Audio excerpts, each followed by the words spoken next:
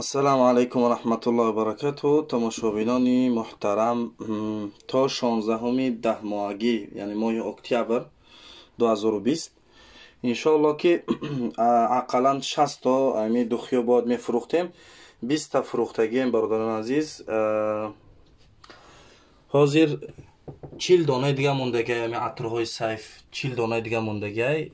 Дар видеои пештара гуфта будам ки атр беҳтаринаи атри сайф 50 миллиграммай.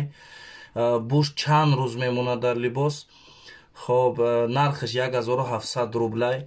баъд аз ин ки амин 40 донаи дига мондагиай, амин 40 донаро фурӯхтем иншоалло то 16 қуръа мепартоем, яъне номҳоро дар коғаз менависем. Масалан ами коғазай, дар коғаз номҳоро менависем, коғазҳоро қад мекунем ва номҳоро мепартоем. якта номер аз мобайни ҳамин номерҳо гирифта мешава.